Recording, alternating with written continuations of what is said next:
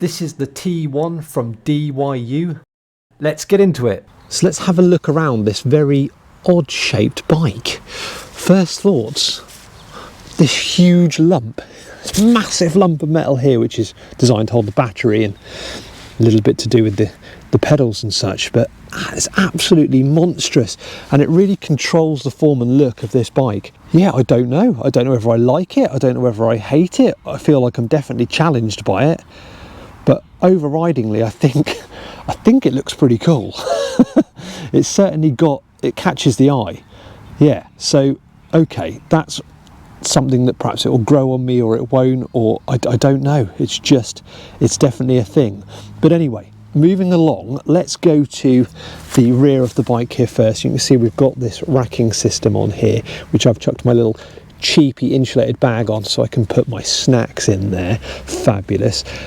You've got the battery carrier, and you can see the battery's got a big handle on there, which is nice and easy to pull out. There's a little like Yale locking system down here with a key, so you can pop it and take the battery in and out, so you can't just remove the battery without that key. And if we go down here, we can see we've got the kickstand, which is fairly standard on all of these bikes.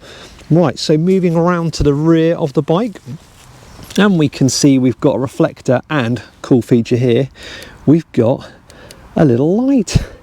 Got two settings on there, flashing and still, like that. Haven't needed to change batteries or anything yet, but I would hope that would be reasonably simple to do. And we can see that we've got a mud guard on there as well, very handy, especially for this time of year. And if we move down here, we can see we've got a little cage to protect our tawny derailleurs there. Fabulous. Move along a bit more and we can see this. Excellent. It looks a little bit better from this side. Maybe it's because of this. Does look very, very nice with the chain there. Yeah, maybe that's the case. Before I go too far, I should mention as well, there's a little suspension element within the seat post here, which is reasonably successful as what it does. I mean, it's certainly better than not having it, given that there isn't any front or rear suspension on this bike.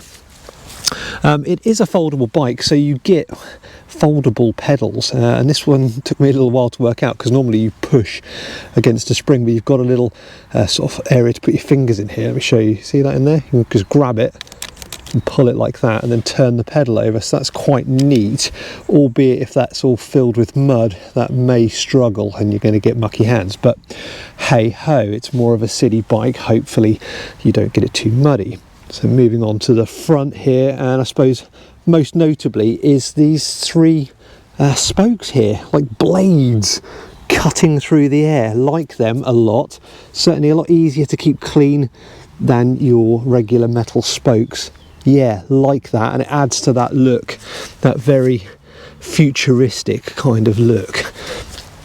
What have we got here? We've got the standard LED and reflector sort of ensemblage on the front there. You get that on a lot of these bikes. And of course a front mud guard. Fabulous. Stop all that skipping into your face.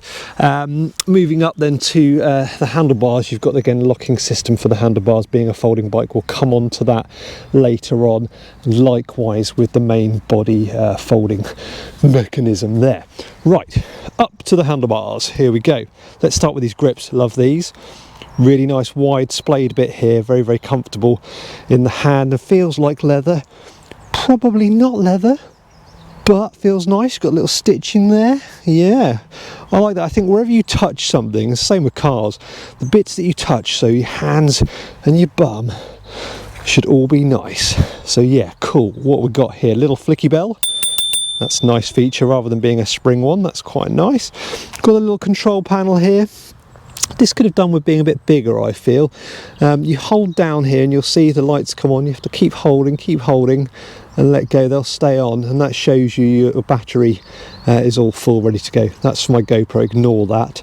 And then you've got over here your shifters. So you can see you've got 7 gears there, and it's very simple. You've got a little trigger style one here and a little pushy one. So the trigger, there you go, takes you up, and the pushy one takes you down, takes you up and takes you down. Okay, cool, very, very simple. And of course your brakes. And before I go any further, I should talk about the brakes. Shall we go down here? Yes, absolutely. So we've got on here a disc brake, but you'll see it's on a cable. See a little cable in there? So this is a cable disc brake, not a hydraulic one, but they're certainly far better than just your regular sort of caliper brakes. So that's decent, well done DYU, and a reflector of course front and back on the wheels there. Yes, one last thing, this little doodah, this sort of moves about a little bit, so when you fold it in half, that gives the bike somewhere to sit. That's quite cool, like that a lot. Right, okay, that's it for the walk around on the bike. If I've missed anything, I'll pop it in the description below the video. So I'm going to do a new way of reviewing these bikes and give it like a star recommendation. So it's going to be on the basis of getting an E in each area. So we're going to be looking at affordability, functionality, we've got the looks and the performance. I've been joined by a little doggo over here. So in each category you can get a maximum of 4 E's, and that will give a total score for the bike. Right, hello you, are you all right? Well, it's already getting an E here for having a little friend come along, isn't it? Right, that's enough talking about the bike. Let's go for a ride. Now I'm going to head into Norwich city centre. I need to get some clay because I love to do pottery as well. Check out my channel, Yester Clay, where I do all historic pottery. Anyway, right, let's go and see what this bike can do. It's a very gloomy day in Norwich today, sadly. So not much light. I'm like a silhouetted demon on my Dyu T1. Right, first obstacle is a roundabout, brakes, very good. Clicking down the gears well. What's the acceleration like out of here?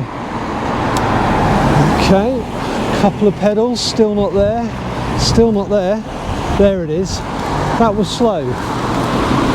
That was slow. I needed a burst to get me onto the roundabout. That was a shame. So the T1 is a fully road legal e-bike at 250 watts. And I have to say, I could do with an illegal one right now. This hill is killing me. So, I'm not impressed so far. I've got to be truthful here.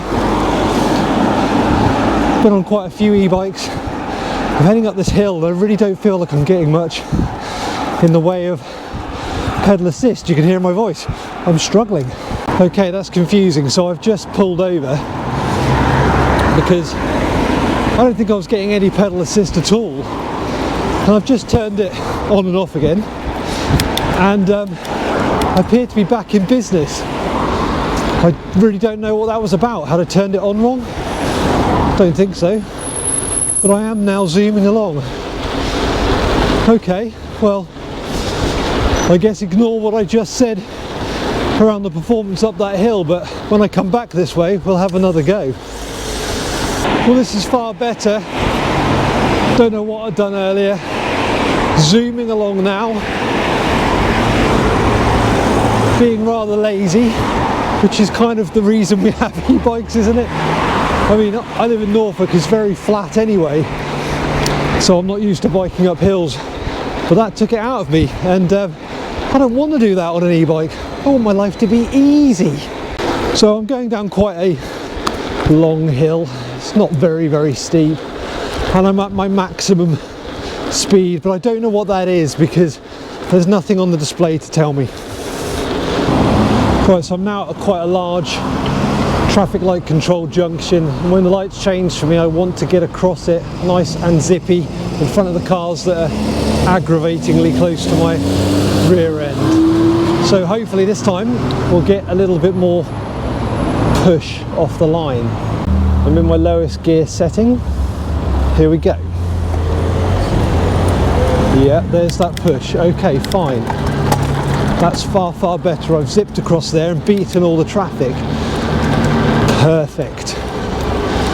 It's much better. Right, I'm nearly at the clay shop now.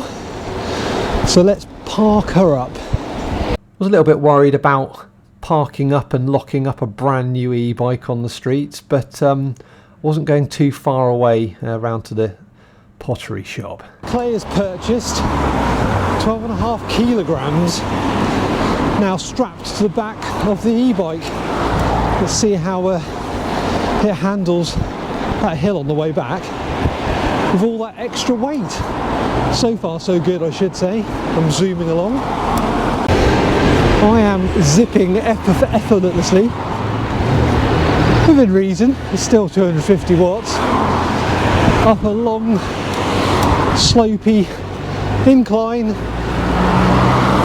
And I'm doing it at probably a good 15 miles per hour consistently.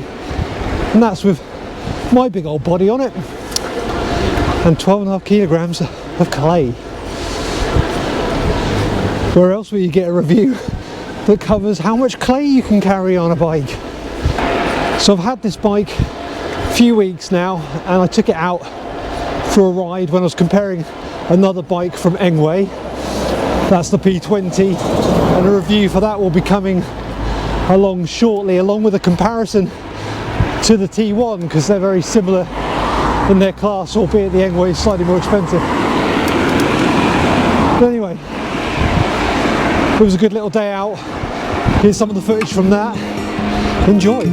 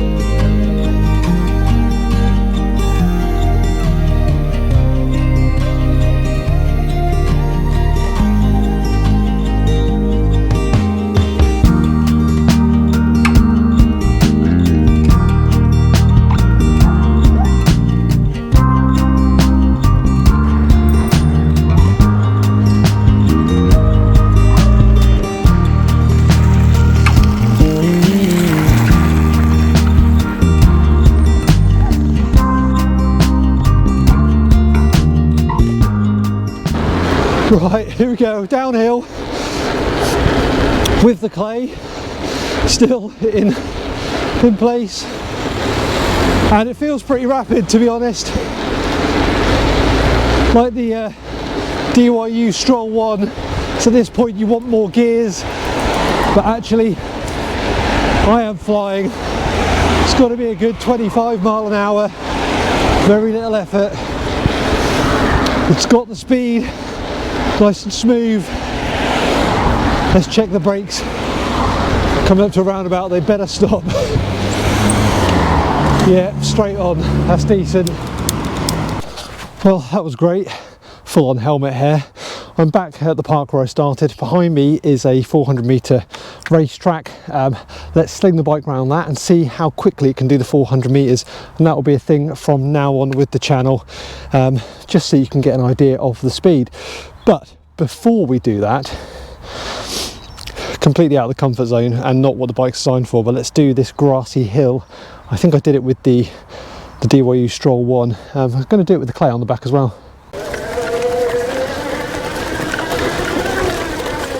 Oh yes! I didn't think I was going to get up that hill. It's not massive, but it's not what the T1's designed for.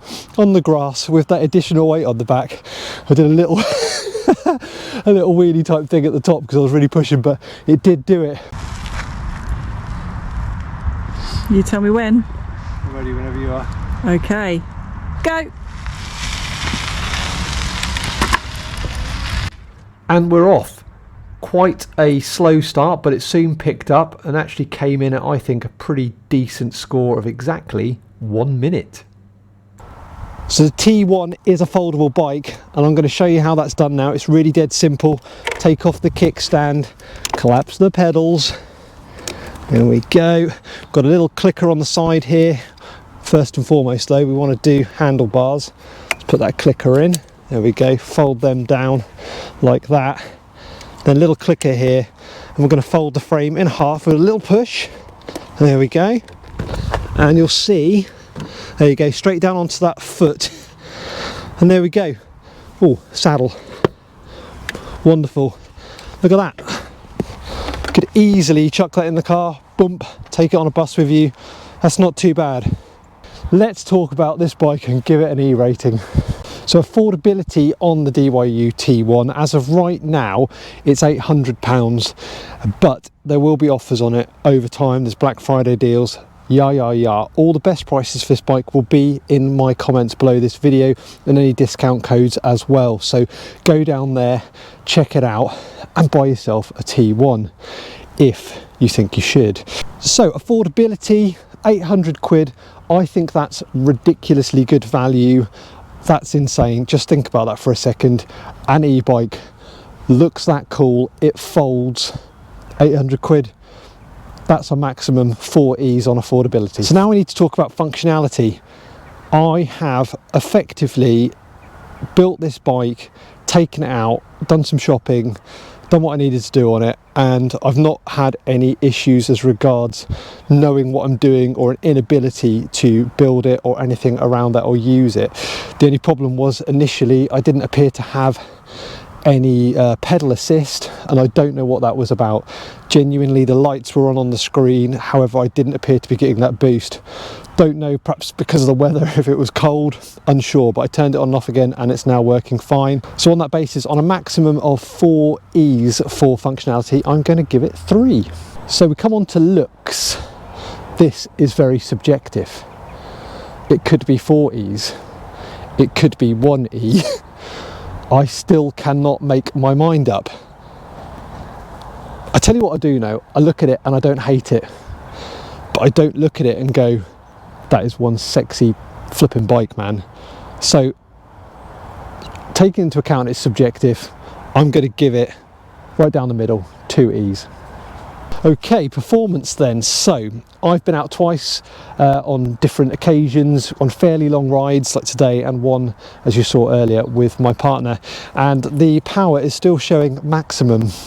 Now off the top of my head, into the city back, maybe probably about 8 or 9 miles, something like that, and certainly many hours. So yeah, really decent on that side of things.